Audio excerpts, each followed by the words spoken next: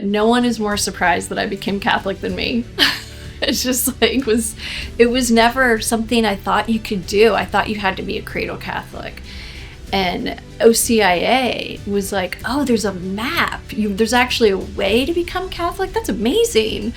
So yeah, I encourage anyone who's even curious at all to, go down that road, because they walk you through each stage. It's amazing.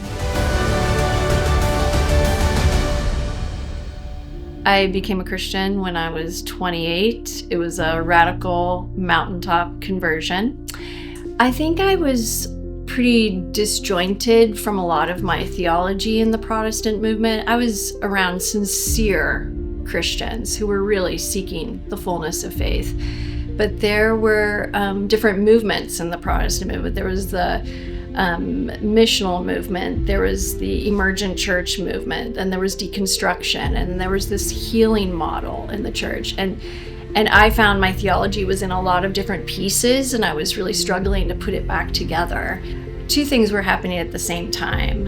I was being incredibly drawn towards the Eucharist through this curiosity and this hunger. And at the same time, I was having these strange experience with Jesus that was unlike anything I'd had before. And the Eucharist, I think because I was reading all of the saints and the mystics, I was so captivated by how much they loved the Eucharist. I kept thinking, that's so strange. Like, what are they so excited about? I remember Julian of Norwich, and in her cell, she had this window, and the window looked directly onto the altar, so she could see when the Eucharist was being lifted up. And I said, what is that about? And those things they almost haunted me. I was so curious about them. And so then I was reading this book on the Trinity, and they would mention the Church Fathers, and the Church Fathers would talk about the Eucharist. And so it started with curiosity, but then I was hungry for it. I wanted it. And I'd been through the spiritual exercises 2 times, and you've got these movements of consolation and desolation. So I was becoming more and more familiar with what was going on in my soul. And so the hunger for the Eucharist wouldn't go away, and it felt strange, and I didn't understand it. And no one around me understood it in the Protestant church. They were like, yeah, go have communion. And I was like, no, I want the Eucharist. So at the same time, my neighbor and I would talk faith all the time, and she was Catholic. And I would call myself Catholic curious. I would just say, well, I'm Catholic curious. I didn't ever want to actually commit to anything. I just thought, I'm very curious about this. And she said, well, why don't you come to Mass with me? And I was like, that couldn't hurt. I can go to Mass. My kids went to a Catholic high school, and I'd been to a Mass before, but really nothing prepared me for this Mass. It was so holy. It was so beautiful. I was just undone. It was like nothing I'd experienced before.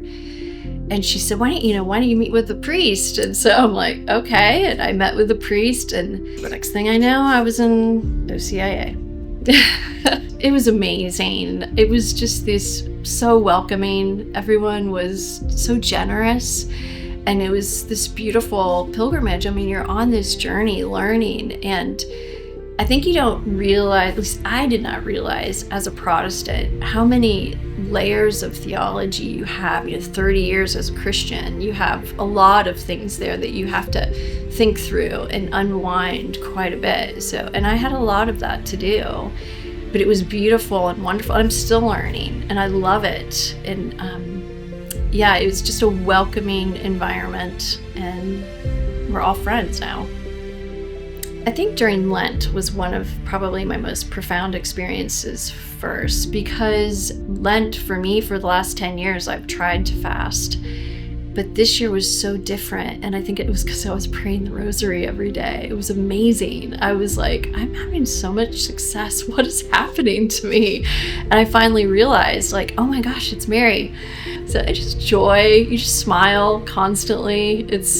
And you can't wait to get to Mass the next time. It's incredible. I would say if you are curious at all about Catholicism, there is a roadmap, and it's OCIA, and it takes you through this long process. It's like 6 or 9 months, but you get to really sit with the teachings of the church and learn why things are the way they are. And it's not all intellectual knowledge, it's also formation. You're praying, you're, with other people. It's a warm environment. It's just this wonderful avenue into the church.